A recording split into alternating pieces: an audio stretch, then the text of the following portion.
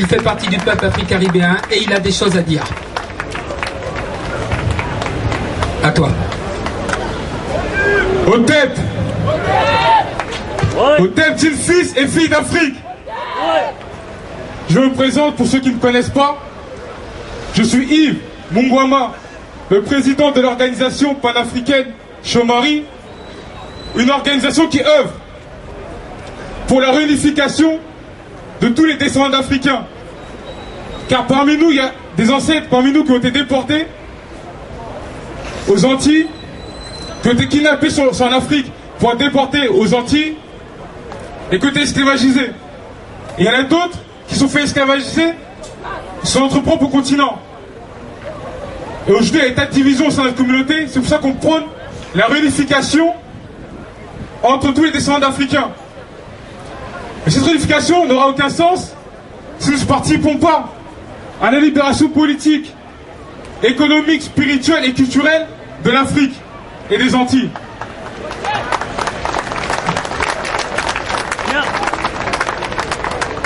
Je vous remercie tous d'être venus commémorer avec nous pour parler de la souffrance de nos ancêtres, pour ne pas faire un deuxième carnaval comme c'est le cas à Bastille.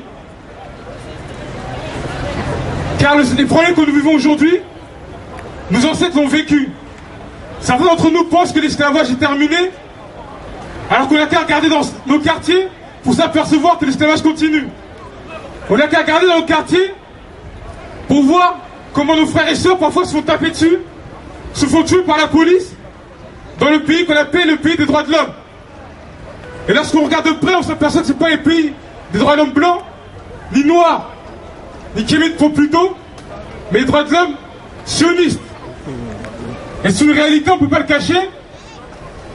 Et pour ceux qui ne savent pas, qui regardent de plus près autour d'eux.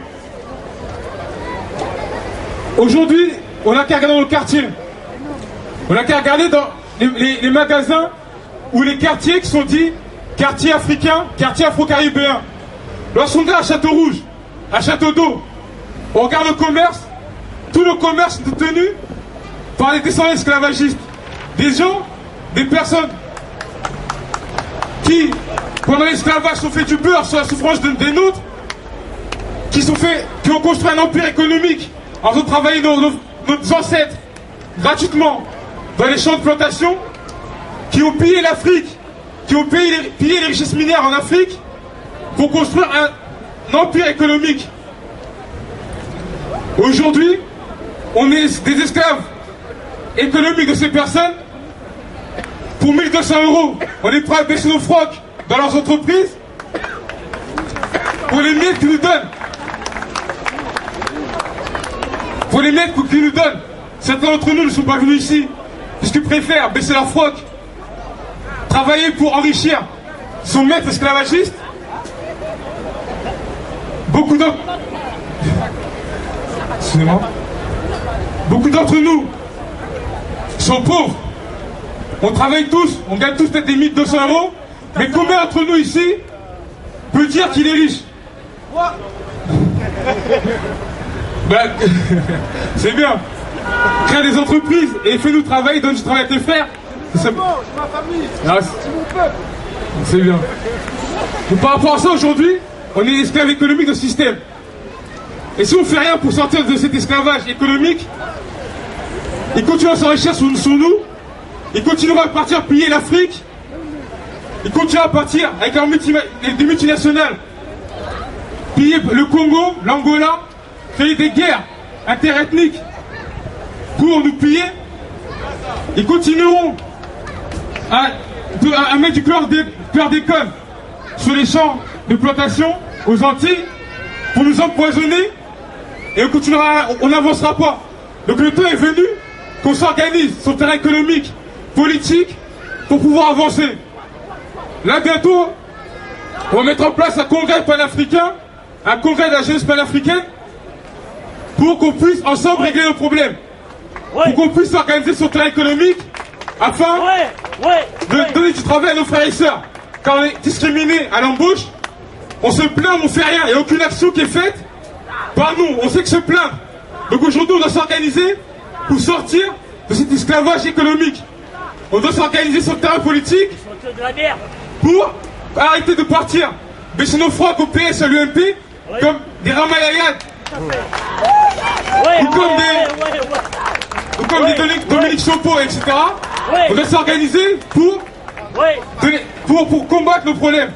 Pour combattre ceux qui créent des problèmes aujourd'hui. Ceux qui créent des problèmes dans le quartier, en Afrique, aux Antilles. Et c'est pour ça qu'on va créer le congrès de la jeunesse panafricaine. Je vous invite tous, il y aura différentes organisations de la communauté. Et on doit s'unir au moins sur les questions essentielles pour pouvoir les traiter et les résoudre. Merci, au TEP, à bientôt.